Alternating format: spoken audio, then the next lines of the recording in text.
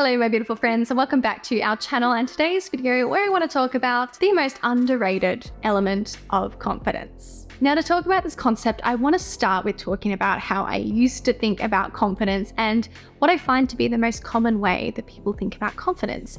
And that is thinking about our ability to execute on a particular skill or performance metric. We think that to receive confidence, to feel confidence, to naturally experience confidence, that we just need to get ourselves skilled up enough such that we have the competence to successfully execute on the skill. And there absolutely is merit to thinking about confidence this way. And certainly if we have thoughts that we are competent in whatever we're about to execute on, then those thoughts about our competence are going to make it easier for us to feel confidence or more likely to create the emotion of confidence. But that's not the only way that you can get confidence.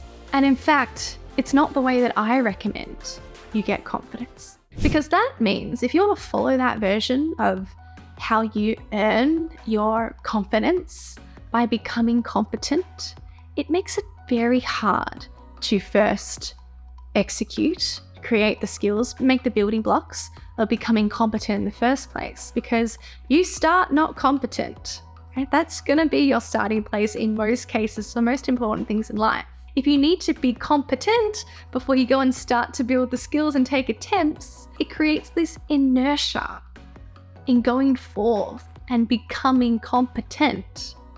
But it's the confidence in the first place that helps you to actually take forward action. So yes, it is important to create competence, of course, but an underutilized building block or fuel for the emotion of confidence that we can all take advantage of right now, no matter what our competence level, is having our confidence fueled by our sense of safety. Think about it with me. Most of us say we'll only feel confident to execute when we know that we have competence, so that when we execute in our competence, with our competence, it's most likely that we will succeed in whatever performance indicator there is in this space. We let our confidence be dependent on our competence because what we really want, what we really are aiming for here is success in this endeavor.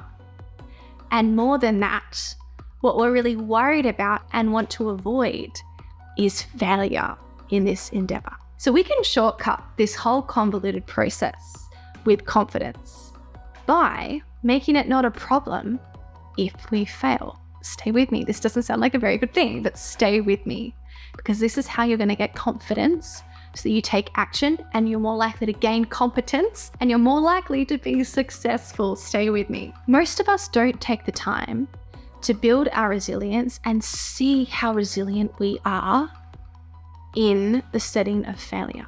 If you know that if and when you fail, that it's not a problem for you, that it doesn't mean the end of the road, that it doesn't mean that you stop trying, that it doesn't mean that you beat yourself up and add meaning about what kind of person you are and what you're capable of and what skills you do and don't have, that you don't make it mean something about the kind of person you are and what's possible and available to you in the future. But if in failure, you're okay, that failure is simply information and then pointing you to the next step of getting up, then suddenly we don't need to guarantee our success. We don't need to fill up our competence to be able to feel confident. We can just take action. So a massive gap that a lot of people leave on the table that could give them confidence right now is recognizing your resilience in failure.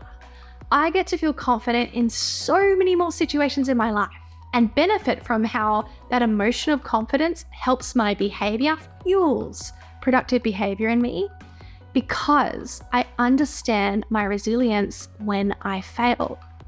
I trust myself to not beat myself up and add unnecessary meaning to that failure. I don't abandon myself when I fail and leave behind all the things I want and all the things I care about.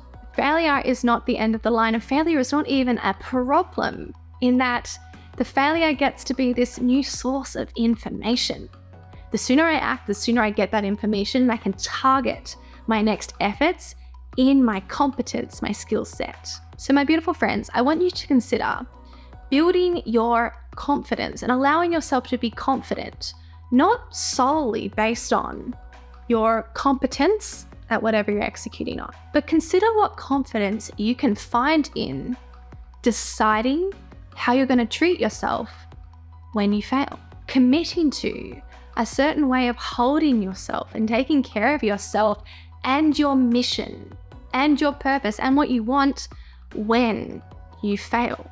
If you're no longer afraid to fail, if failure doesn't become this snowballing, avalanching thing when it happens that causes more problems for you, if the failure is simply a failure that gives you information about what to do next, then suddenly you don't fear the failure. You actually get to feel confident that you are unstoppable, unshakable. You can't be harmed in this situation because you take care of yourself when you fail. And what is going to build more confidence than that, than knowing that even when the worst thing happens, you'll be okay because you can rely on yourself.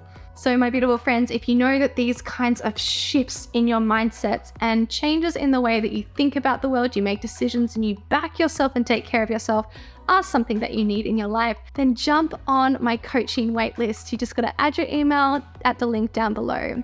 That's because my one-on-one coaching practice is full, but I am building a group program that's going to help to train you up in the skills and strategies of coaching so that you can take and apply this work yourself, not just by receiving didactic lectures and modules, but by actually getting coached and watching other people get coached, seeing the work implemented.